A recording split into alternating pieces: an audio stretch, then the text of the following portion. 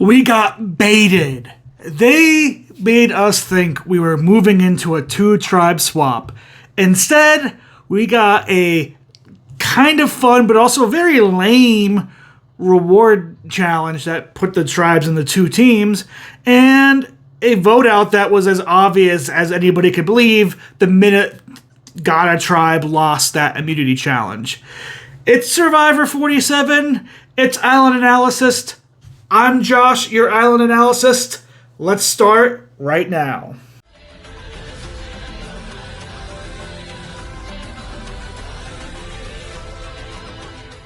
So yeah, Anika is gone. And how surprised are you that she's gone?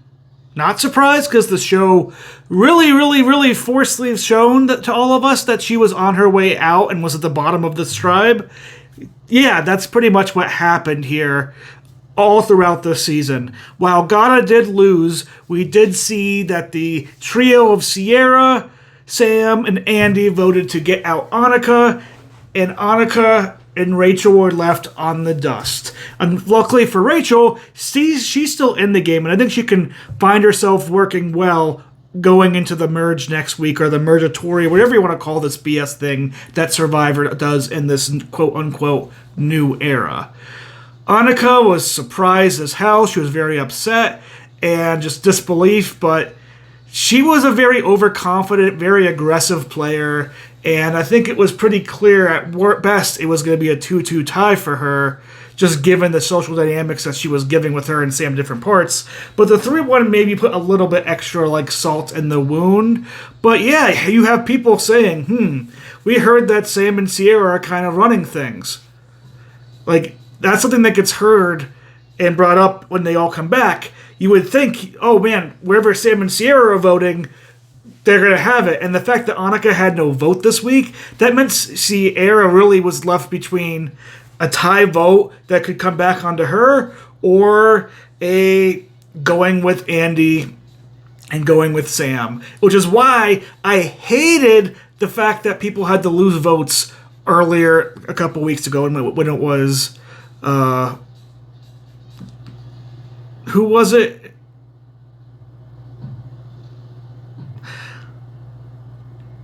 Oh, it was Rome, it was Anika, I think it was Kyle. And just like, it just basically means the targets had no chance to vote. Now, next week we are moving to Mergatory, and it definitely looks like we're having Rome going after Soul, but I don't see Soul going anywhere too soon. I think Rome and his big loud mouth, his loud mouth, is going to get himself voted out next week. And now that we're being in the Mergatory state, we're officially going to be listing off my top 3 and just a bottom 2. So we're losing the 3 bottom. We're only sticking with the 2 bottom now. And once the merge actually happens, we're getting a full-fledged power ranking of the merge next week on the power rankings once this Mergatory episode happens. But in my opinion right now, the people at risk are going to be Kyle and are going to be Rome. Kyle, I think, is likable, but I think with him not having a vote and with Blue Tribe being the only one with 5 going into the merge, I think that he's the easy person that gets sliced off overall. He's very likable as a person. I think there'll be people looking to get him out here in this merge. I don't think the Blue Tribe is going to be looking to stick together as 5. As Tiana kind of put a target on Gabe's back, Sue was going to put a target on Tiana's back, and Rome's going to try putting a target on Soul's back, but Rome just can't help himself with this big mouthy mouth. He'll probably get the target on his back.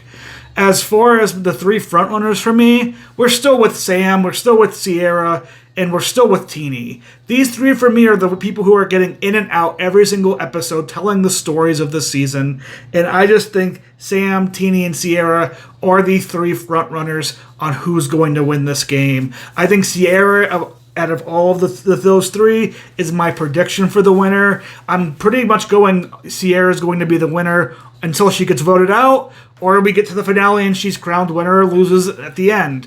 I just think her edit is very much focused on what decisions she needs to make, and she's a player that I don't think you give as much focus to as if she wasn't going to be, I think, a late game player or an eventual winner. I think she's likable. I think she has mega shields around her overall with people like Sam, people like Andy. I think now that we're moving into the Merge Tribe, I think she's going to be able to build good relationships with people like Teeny potentially too. And I think there's going to be a good dynamic here overall. And now Teeny getting back in the Merge situation just means she can really get in and be that personable person and get Rome off her back. So those are my 3 frontrunners. Again, Rome and Kyle are my 2 predictions as potential people who are going to be out next week. If it's Rome, man, we're going to be cheering, we're going to be laughing, we're going to be having a good time. But expect Mergatory to be like it always is, which is basically it's everybody lives on the same beach, but they put them into 2 tribes for a challenge. Whoever wins has to vote, gets to be safe for the week. Whoever loses, or the 6 people that are going to be up for the vote next week. And we'll just see how that cookie lays. As far as not swapping, if we want a jury of 7, that means we can have 10 10 people left for 3 finalists and 7 jurors. We're at right now 4, 4, and 5, so 13. Why not just do a tribe swap here and bring it down to 2 tribes? Put somebody on exile for whatever reason, they go to the losing tribe, and just go to 2 tribes until episode 10.